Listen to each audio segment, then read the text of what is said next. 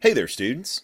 I'll tell you what, there are some people out there who really annoy me as far as when they put things out there that they don't think about. They just think, okay, this either is or it isn't, and I'm going to put this out there because this is what I think, and therefore it must be true. And a lot of times, of course, especially with online social media culture, it's just really everything's adversarial, and anything people see, they think that, okay, I have to agree with it, I have to support it, or I have to disagree with it and refute it. That I can't just listen, okay? I can't actually have a discussion and realize that there are different sides, different arguments, that people may be able to present evidence that's valid for perspectives that I might not personally subscribe to.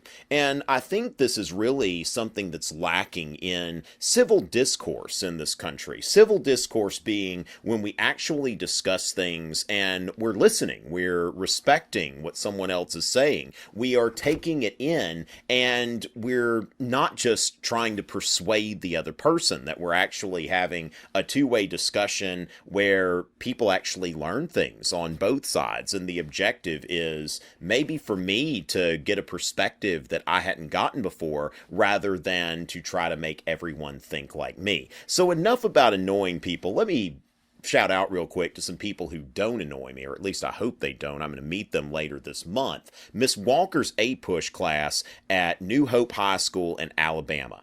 Roll Tide. All right. Okay. I know. That's a bad joke. It's a bad joke. But anyway, let's not start off with bad jokes, but I'm looking forward to visiting y'all. Thank y'all for booking me for a live event. And if you're interested in a live event, just contact me through my website or social media. I can give you more information about that. So as far as civil discourse, and we're discussing history, okay, that a lot of times people think about things in terms of facts and opinions, and they ignore the existence of historical judgments. And I think that this is really what I want to drive home in this talk. Now, first of all, I think we know what a fact is. It is a definitive statement of truth. For example, the Battle of Gettysburg occurred in July of 1863. This is falsifiable or verifiable. I can get on the internet right now and I can search for the Battle of Gettysburg, and I can see here that the Battle of Gettysburg was fought July 1st through 3rd, 1863. It happened, okay? This is something that is true, that this battle occurred in July of 1863. I just verified it, okay? So you can either look at it and you can say, hey, look, this is true, or you can say, okay, if somebody says that the Battle of Gettysburg happened in August of 1864, then no, I can falsify that. I can show you how that is not true. And because we're dealing with a matter of truth, this is something that's not debatable, because it is a matter of objectivity. It's there or it's not, okay? So that's why, you take Holocaust deniers, for example. I mean, these folks that are just like, are you sure they're not showers in there? Okay, that's not to be taken seriously, okay? When we're talking about things that either happened or they did not, that is not within the realm of debate. So when we say July 1st through 3rd, 1863, that is a fact. That is something that is not up for debate, not up for discussion, because of its sheer objectivity.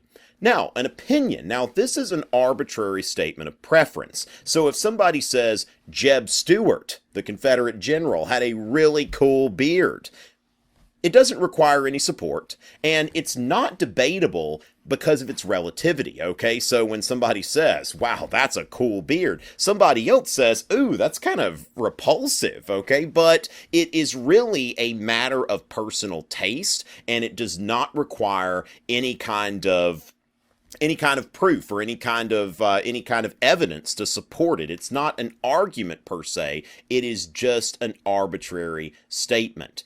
That's just like your opinion, man, as the dude would say.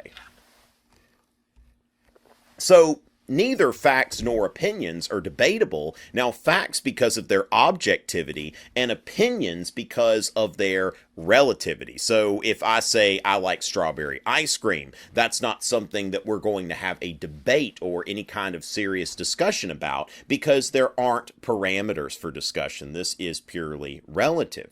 Now, what we tend to ignore sometimes, and I think this is what gets in the way of civil discourse, is the existence of a judgment, or specifically in history, a historical judgment. Now, also you could look into ethics, where someone makes a moral judgment, and you can justify things on either side. For example, if we were to debate the use of nuclear weapons or something like that, there are multiple perspectives there. It's an evidence-based argument. So, for example, when somebody says the Battle of Gettysburg was a significant turning point in the Civil War, now this is something that is testable if you're using the language of science. It's like a hypothesis. We can then subject it to scrutiny. We can discuss it. We can examine evidence. And it's defensible, all right? Which means if there's evidence to support it, it is a historically defensible statement. And for those of you who are taking AP exams, that's part of your thesis statement. It has to be historically defensible. Now, that does not say it has to be true. It says it has to be something that can be supported by logical argument and evidence. And that's why we go into the realm of debatability, because of its subjective nature. Now, it's not completely relative. It's not a matter of just personal preference. But remember, in history, we select evidence. When we examine evidence, some people find some pieces of evidence more credible than others, and anytime we create an argument, we are putting together a body of evidence, and we're saying that this is what I find the most credible, but it's not an opinion because it has something to back it up. Or I'm looking at contrary evidence, and I'm refuting this evidence, and I may find this evidence less credible than someone else. And so when we're thinking about civil discourse and actually listening to things that other people are saying about certain topics and not trying to be antagonistic, that's one thing that gets me about some approaches to history, that people see history, some people, I don't think that that's everybody or even most people, but as a matter of antagonism. There was a tweet that I read not too long ago that said that, hey, you know, it would really annoy the neo-Confederates if we just called him Colonel Lee, because that's the highest rank he held in the U.S. Army. And I'm thinking, is that really your objective? Is that why you're studying history? Are you doing this to annoy people? So the adversarial approach to history just sees everything as purely a black and white issue. But when we start looking at historical judgments, we see, okay, well, maybe there is room for civil discourse in history. And I'm studying history to try to learn and enlighten myself, and not just to antagonize other people. So, to the extent to which the Battle of Gettysburg was a turning point in the Civil War, or whether it even was a turning point at all, that is a judgment. So it requires evidence and it requires logical argument. Now, someone else might note that, well, look at the fall of Vicksburg that happened around the same time, that this was a much bigger deal because it opened up the Mississippi River. Others may say that it's really the re-election of Lincoln in 1864 that was a much bigger turning point than Gettysburg, that maybe this is over-dramatized. But this is the point where we do enter into a serious discussion,